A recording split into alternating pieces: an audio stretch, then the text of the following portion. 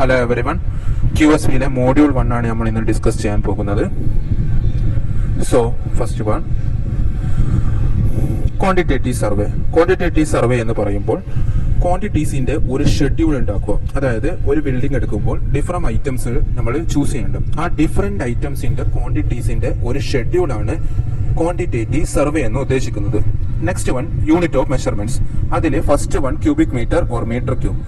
അതിൽ വരുന്നത് earth work, concrete, brick wall except thin wall ഒഴികെയുള്ള ബ്രിക്ക് വോൾ, പിന്നെ stone work, then wood work തന്നെ ഷട്ടറിംഗ് ഒഴികെയാണ് wood work.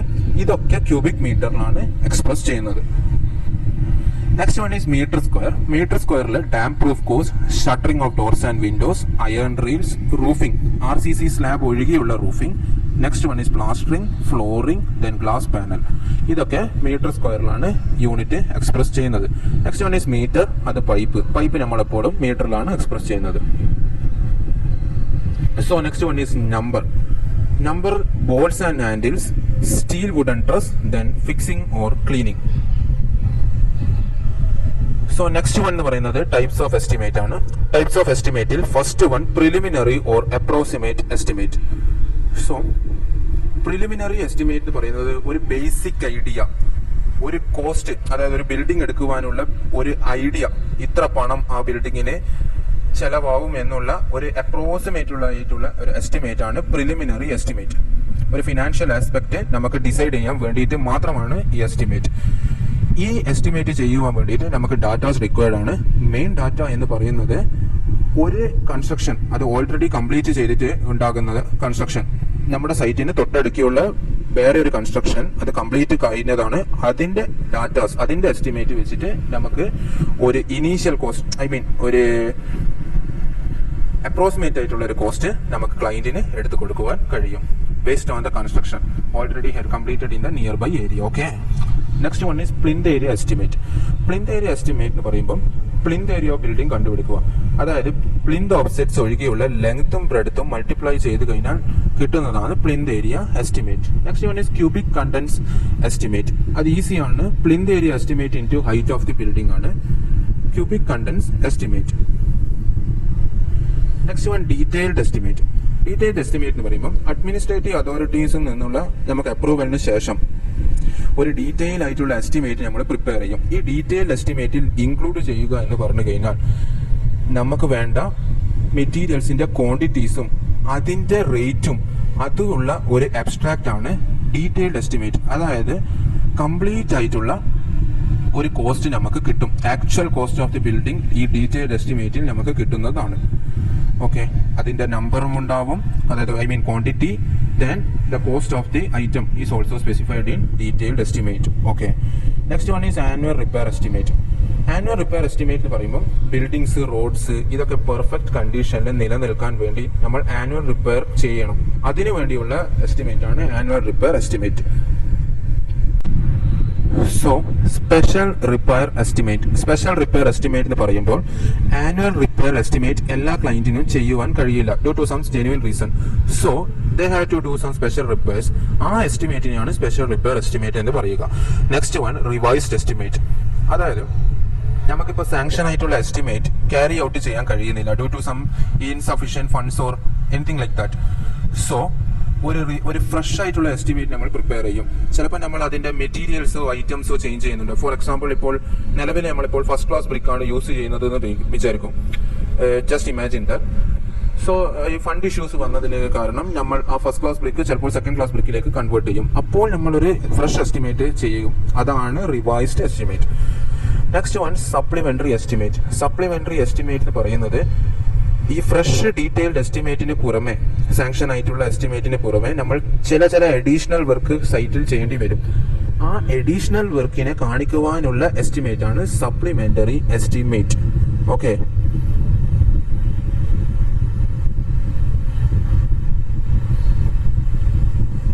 Next one is specifications. Specifications എന്ന് പറയുന്നത് സ്പെസിഫിക്കേഷൻ ഡിസ്ക്രൈബ് ചെയ്യുന്നത് nature, class of the items to be used, അതൊക്കെ ആണ് ഈ സ്പെസിഫിക്കേഷനിൽ വെക്കുക. അതായത് ഒരു വർക്ക് എക്സിക്യൂട്ട് ചെയ്യുമ്പോൾ അതിൽ യൂസ് ചെയ്യേണ്ട നേച്ചർ, ഐറ്റംസിന്റെ നേച്ചർ, അതിന്റെ ക്ലാസ്, ഇതൊക്കെ ഈ സ്പെസിഫിക്കേഷൻസ് നമുക്ക് കാണുവാൻ കഴിയും. Next one is purpose of specification. അതിലെ first one cost of unit quantity of work നമുക്ക് എന്ത് ചെയ്യാം, ഗവേൺ ചെയ്യാൻ കഴിയും സ്പെസിഫിക്കേഷനിൽ. Second one quality and quantity of different material required for construction work നമുക്ക് നോക്കുവാൻ കഴിയും. തേർഡ് വൺ എന്ന് പറയുന്നത് വർക്ക്മാൻഷിപ്പ്, അതായത് സ്കിൽഡ് ലേബേഴ്സിനെ റിക്വയർ ചെയ്യുന്ന സ്ഥലം, സ്കിൽഡ് ലേബേഴ്സ് നമ്മൾ സ്പെസിഫൈ ചെയ്യണോ വേണ്ടയോ എന്ന് നമുക്ക് ഈ സ്പെസിഫിക്കേഷനിൽ മനസ്സിലാക്കാൻ കഴിയും. ദെൻ ഫോർത്ത് വൺ എന്ന് പറയുന്നത് ഇപ്പോൾ സ്പെസിഫിക്കേഷനിൽ ഒരു വർക്ക് ക്യാരിഡ് ഔട്ട് ചെയ്യുന്നുണ്ടെങ്കിൽ അതേ സമയം തന്നെ നമുക്ക് അവരെ കോൺട്രാക്ടേഴ്സിനെയും സെറ്റിൽ ചെയ്യുവാൻ കഴിയും. നെക്സ്റ്റ് വൺ എന്ന് പറയുന്നത് പല പല സ്പെസിഫിക്കേഷനും പല പല എക്യുപ്മെന്റ്സ് റിക്വയർ ആണ്. സോ ആ എക്യുപ്മെന്റിന്റെ കോസ്റ്റ് നമുക്ക് സ്പെസിഫിക്കേഷനിൽ ചെയ്യുവാൻ കഴിയും.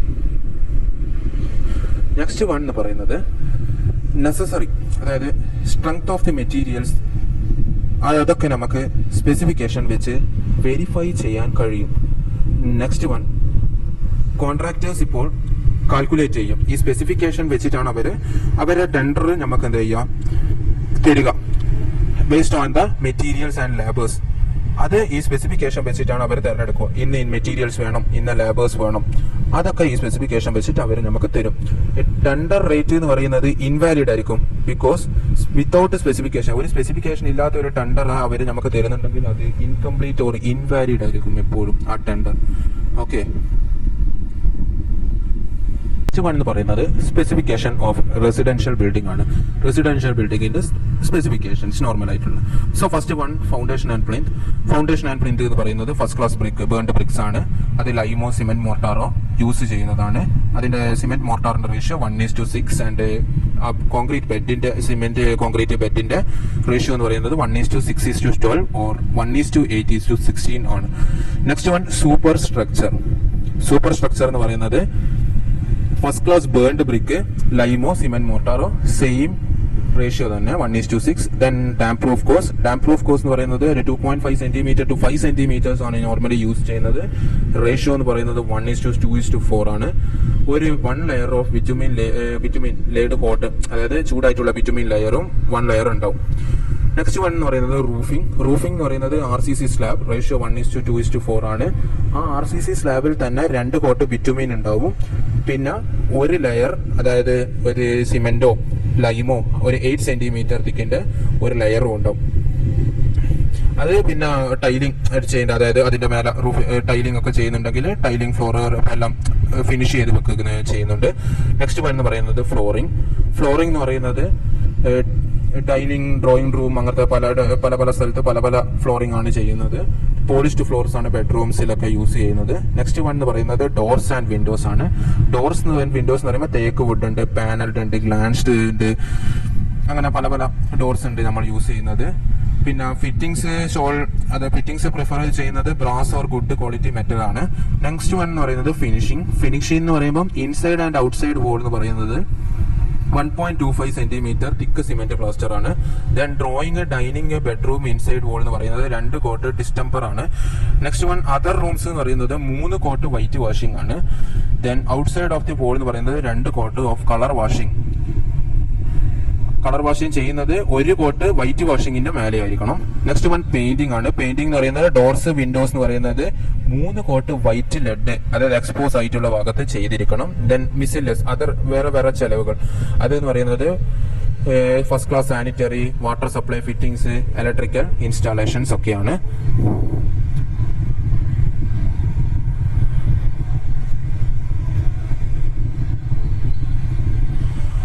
So next one is detailed specification of excavation of foundation ആണ്.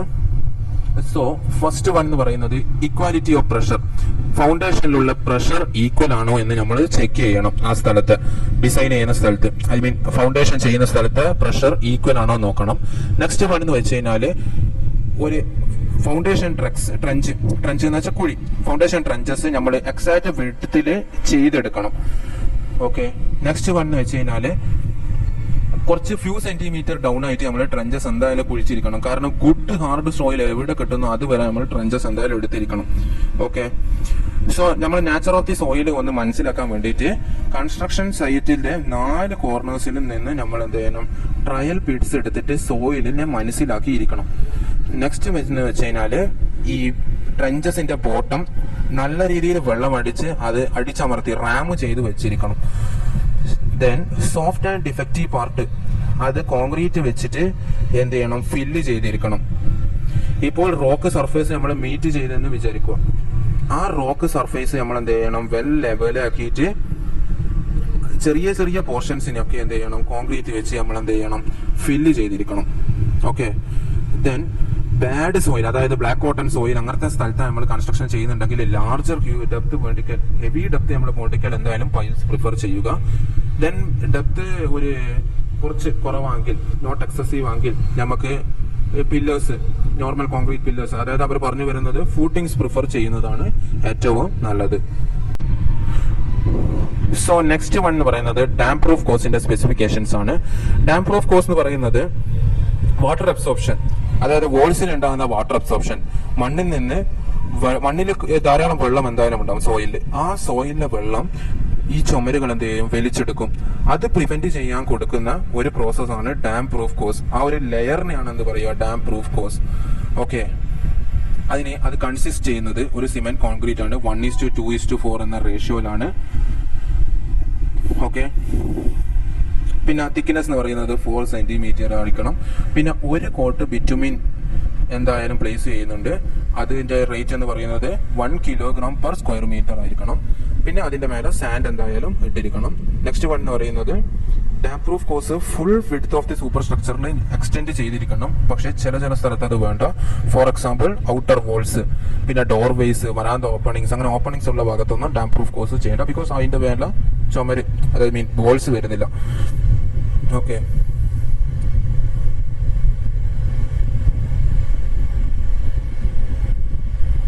Next one brick work specification ആണ്. ബ്രിക്ക് വർക്ക് സ്പെസിഫിക്കേഷൻ 3 ടൈപ്പ് ഉണ്ട്. ആ 3 ടൈപ്പും ഓരോ മോർട്ടാർ വീതമാണ്. സോ ഫസ്റ്റ് മോർട്ടാർ എന്ന് പറയുന്നത് brick work in mud mortar ആണ്. അതിന്റെ ബ്രിക്സ് എന്ന് പറയുന്നത് ഫസ്റ്റ് ക്ലാസ് ബ്രിക്ക് ആയിരിക്കണം, ഗുഡ് ബ്രിക്ക് ആയിരിക്കണം, free from saline deposits and shall be sand moulded ആയിരിക്കണം, നല്ല ബേൺ ചെയ്തിട്ടിരിക്കണം, ഗുഡ് കളർ ആയിരിക്കണം, റെഗുലർ ആൻഡ് യൂണിഫോം ഷേപ്പ് ആയിരിക്കണം. 2 ബ്രിക്ക് തമ്മിൽ കൂട്ടി ഉരಸಿ കഴിഞ്ഞാൽ ഒരു ക്ലിയർ റിംഗിങ് സൗണ്ട് ഉണ്ടാവണം. പിന്നെ അബ്സോർപ്ഷൻ 20% ഓഫ് വാട്ടർ ബൈ വെയിറ്റിനെക്കാട്ടും കുറവായിരിക്കണം. ആ ബ്രിക്ക് 24 hours വെള്ളത്തിൽ മുക്കി കഴിഞ്ഞാൽ ഒരിക്കലും 20% മേലെ വെള്ളം അത് അബ്സോർവ് ചെയ്യാൻ പാടില്ല. Okay. Next one mud mortar എന്ന് പറയുന്നത് സ്റ്റിഫ് ആൻഡ് ക്ലേ ബ്രോക്കൺ, അതായത് സ്റ്റിഫ് ആൻഡ് ക്ലേ എന്ത് ചെയ്യും, ബ്രോക്ക് ചെയ്തിട്ട് പൗഡറിന്റെ ഫോമിലാക്കും. അത് ഗ്ലാസിന്നും സ്റ്റോണിന്നും റൂട്ടിന്നും അതർ ഓർഗാനിക് മാറ്റേഴ്സ് എന്നൊക്കെ ഫ്രീ ആയിരിക്കണം. ദെൻ അത് നമ്മുടെ വർക്കർ മാന്റെ കാലിന്റെ മെൻസ് ഫീറ്റിന്റെ അടിയിൽ നിന്ന് അത് മിക്സ് ചെയ്തിട്ട് യൂസ് ചെയ്യുകയാണ് ചെയ്യുക. ദെൻ ജോയിന്റ്സ് എന്ന് പറയുന്നത് അതിന്റെ thickness minimum 6 mm maximum 10 mm ആയിരിക്കണം. ട്രൂലി പ്ലംബ് ആൻഡ് ഇംഗ്ലീഷ് ബോർഡിലായിരിക്കണം അത് കീപ്പ് ചെയ്യേണ്ടത്. Then brick work in lime mortar, brick same specify ചെയ്ത് മഡ് മോർട്ടാറിലുള്ള ബ്രിക്ക് തന്നെ, ആ സ്പെസിഫിക്കേഷൻ തന്നെ. Next one lime mortar, ingredient എന്ന് പറയുന്നത് ലൈം, സുർക്കി, സാൻഡ് ആയിരിക്കണം, പിന്നെ വെള്ളവുമാണ്. അതിന്റെ പ്രൊപ്പോർഷൻ എന്ന് പറയുന്നത് 1 പാർട്ട് ലൈമിന് 2 പാർട്ട് സുർക്കി ആയിരിക്കണം. മിക്സിംഗ് എന്ന് വെച്ച് കഴിഞ്ഞാൽ മെഷർ ചെയ്തിട്ടുള്ള സുർക്കിയും ലൈമും ഒക്കെ വുഡൻ ബോക്സ് യൂസ് ചെയ്തിട്ട് മിക്സ് ചെയ്യും. ഇൻ ഡ്രൈ സിറ്റുവേഷൻ ഒരു 2 തവണയെങ്കിലും ഡ്രൈ ആയിട്ട് അതിനെ എന്ത് ചെയ്യും, മിക്സ് ചെയ്യും. ദെൻ കുറച്ച് വെള്ളം, അതായത് സഫീഷ്യന്റ് എമൗണ്ട് ഓഫ് വെള്ളം ആ മില്ലിൽ കണ്ടിന്യൂസ്ലി 3 മണിക്കൂർ എന്ത് ചെയ്യും, അതിന് കൊടുക്കും. പിന്നെ അത് ഹ്യൂജ് കൺസ്ട്രക്ഷൻ ആക്ക് ബുള്ളോക്ക് മോർട്ടാർ മിൽസ് യൂസ് ചെയ്യേണ്ടതാണ്. ലൈയിങ് എന്ന് പറയുന്നത് പ്രോപ്പർ ബോണ്ടിൽ അതിനെ വെക്കേണ്ടതാണ്. സോക്കിംഗ് എന്ന് വെച്ച് കഴിഞ്ഞാൽ എല്ലാ ബ്രിക്സും സോക്ക് ചെയ്ത് ക്ലീൻ വാട്ടറിൽ സ്ലോക്ക് ചെയ്തിരിക്കണം ഒരു 1 hour എങ്കിലും. ദെൻ ജോയിന്റ്സ് എന്ന് പറയുന്നത് തിക്നെസ് എന്ന് പറയുന്നത് 6 mm, 10 mm ആൻഡ് 13 mm ആണ് ഫസ്റ്റ് ക്ലാസ് ബ്രിക്ക് വർക്കിന് നോർമലി യൂസ് ചെയ്യേണ്ടത്. സിമെട്രിക് ആൻഡ് ട്രൂലി പമ്പിലായിരിക്കണം ഉണ്ടായിരിക്കേണ്ടത്. ദെൻ അതൊരു 10 days എന്തായാലും മോയ്സ്റ്റിൽ വെക്കേണ്ടതാണ്. Then brick work in cement mortar, brick same തന്നെ സ്പെസിഫിക്കേഷൻ നേരത്തെ പറഞ്ഞ മഡിന്റെയും ലൈമിന്റെയും അതേ ബ്രിക്ക് തന്നെ. സിമെന്റ് മോർട്ടാർ എന്ന് പറയുന്നത് 1:3, 1:5, 1:6 ഗ്രേഡിലാണ് മോർട്ടാർ ഇരിക്കുന്നത്. മിക്സിംഗ് എന്ന് പറയുന്നത് സിമെന്റ്, സാൻഡ് എന്ന് പറയുന്നത് ഡ്രൈ ആയിട്ട് മിക്സ് ചെയ്യും. ദെൻ ഫൈൻ കുറച്ച് വെള്ളം അതിന് ആഡ് ചെയ്തിട്ട് മിക്സ് ചെയ്ത് വരും, അത് മോർ വർക്കബിൾ ആക്കാൻ. പിന്നെ ഈ മിക്സ് ചെയ്ത മോർട്ടാർ അത് 30 മിനിറ്റ്സിനുള്ളിൽ എന്ത് ചെയ്യണം, ഉപയോഗിച്ചിരിക്കണം. വെള്ളം ആഡ് ചെയ്ത് 30 മിനിറ്റ്സിനുള്ളിൽ ആ മോർട്ടാർ എന്തായാലും നിർബന്ധമായി യൂസ് ചെയ്യണം. ദെൻ ജോയിന്റ്സ് എന്ന് പറയുന്നത് സെയിം തിക്നെസ് തന്നെ നേരത്തെ പറഞ്ഞ, അതായത് 10 mm അങ്ങനത്തെ ആ ഇത് തന്നെ ട്രൂലി പമ്പിലായിരിക്കണം. വാട്ടറിംഗ് എന്ന് പറയുമ്പോൾ അതായത് ഫേസും ടോപ്പും എല്ലാം എന്തായാലും നിർബന്ധമായിട്ട് വെള്ളം അടിച്ച് ഇരിക്കണം. അവർ ലാസ്റ്റ് ടോപ്പിക് എന്ന് പറയുന്നത് ഓവർ ഹെഡ് കോസ്റ്റ് ആണ്. ഓവർ ഹെഡ് കോസ്റ്റ് ആണ് നമ്മുടെ ഏറ്റവും last topic.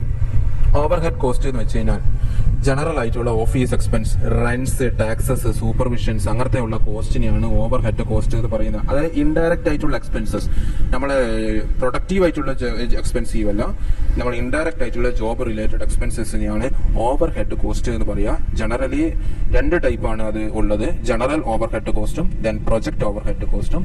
General overhead cost എന്ന് പറയുമ്പോൾ advertising, automobile, entertainment, heat, insurance. Then project overhead cost എന്ന് പറയുമ്പോൾ equipment, storage, office maintenance, light, power, water, ഇതൊക്കെയാണ് വരുന്നത്. സോ ഇതാണ് നമ്മുടെ മോഡ്യൂൾ 1. ഓക്കെ.